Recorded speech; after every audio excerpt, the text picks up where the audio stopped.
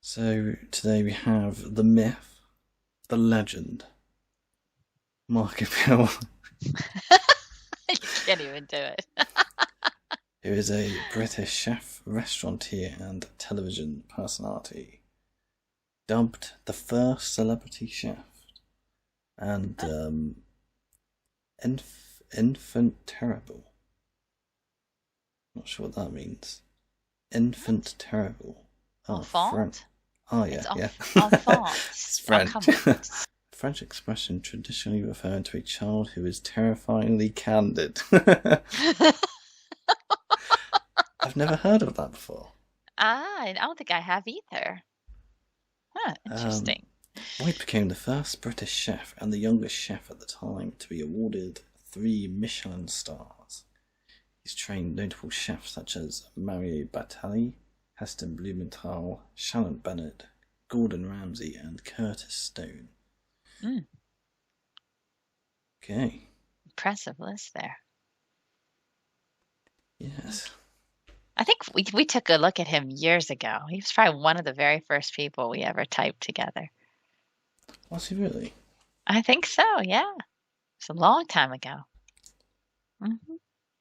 All right. Okay, 3, 2, 1, go.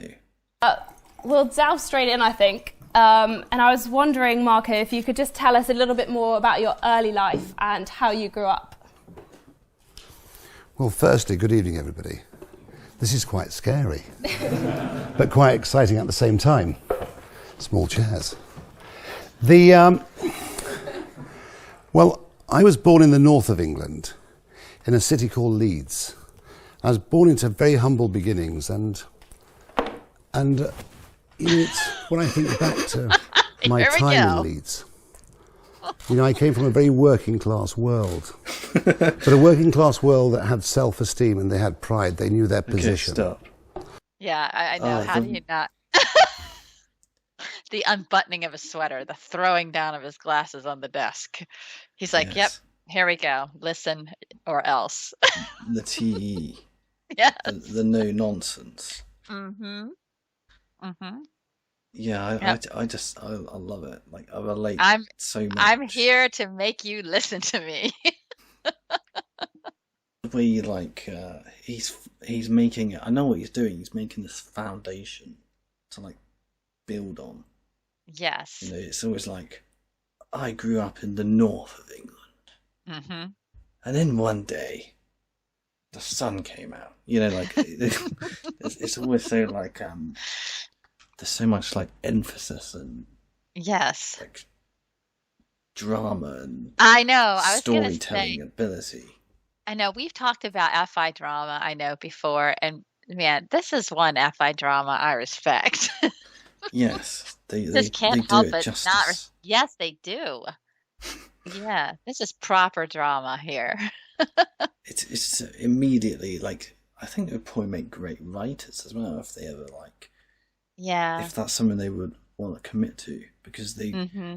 the way they express is so intense, it's so catching. They Yes. would write amazing like novels. Mm-hmm. You can just imagine he started off his book. I was born in the north. It was a dark and stormy night. Nobody said tease Yes. for hundreds of miles around. All right, let's keep going here. Go. The front gardens were always tended. The back garden was where you grew your vegetables and you dried your washing.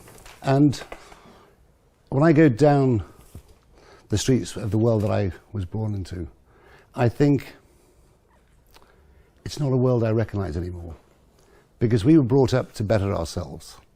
It was as simple as that. When I was 13 years old, my father looked at me as a man, not a boy, and sent me out to work. And every morning I would wake up, Monday to Saturday, at 4:45. At 5:05, the milkman would collect me. And we would run for the next 4 hours. Run, or 3.5 hours. And then he would take me to school. Every day I was late. But I earned £5 a week. And at the end of that week, my father took my money and told me it was for my holidays. I never worked it out, but when I look back as a child, I think he spent it down the bookies. But that was the world that I came from. But my father, what he did do, he taught me how to work hard. He taught me how to be disciplined. He taught me how to be punctual. He taught me how to never throw in the towel. And if I threw in the towel, he taught me to pick it up. Never give in. Never, ever, ever give in. And when you're young, it's very easy to give in, to walk away. It really is. All right, let's stop there. Oh my. So powerful. Yeah, so it's the TEFI, like, what did my father teach me? Well, he taught me this. Never to give up, never to give in. It's just, and then of course his hand, never, he puts his hand down, never give up, never give in, never do this, never submit. You can just see it like, so convicted, so Never convicted. surrender. We will fight them on the beaches. Oh, wow. All right. I mean, just ENTJs, it's like the TE just, I don't know how you can't see it. It's so domineering. Out of all the functions, the TE to me in the dominant slot is the most domineering function. I mean, I guess FE can be in a way, but like, I do feel like it kind of washes over me, but the TE is just like, I don't know. It just commands your attention, doesn't it? Yes. Everyone in that room's like... Yeah, I know. They're right. He's got him by the throat. Yes. Okay. All right, let's keep going. Okay. 3, 2, 1, go. I did very badly at school. Really badly. I left school. I wasn't very good at spelling. I wasn't very good at reading or writing. But my father, in January 1978, he gave me some money, which was enough to take me to Harrogate on the bus, buy me a sandwich, get me a cup of tea, and bring me home. He dressed me in my Sunday best. It was the most daunting task I'd ever been given. He told me to knock on the doors, the kitchen doors of the hotels, and explain that on the 17th of March, I was finishing school, I was looking for an apprenticeship. I'd be prepared to start work on Monday the 20th. So I got the 36 bus to Harrogate. Not All right, knowing where I let's was going. stop there. Okay. Oh my goodness. I don't know what else I can say at this point. It's just this, he has such a commanding presence. It's interesting. You and I looked at pictures of him as a young man, and he looks like such a badass, doesn't he, though? Right. He's got that cigarette hanging out of his mouth. They can be such daredevils in youth, I think. Yes, yeah. Chasing after that experience. It's an interesting combination of functions, to be sure, in the ENTJ. I love the way, I know. Everything is emphasized. He Yes. says 3 words. Pause. Yes. And it's like, I went to Harrogate. And everyone's like, what did you do in Harrogate? Yeah.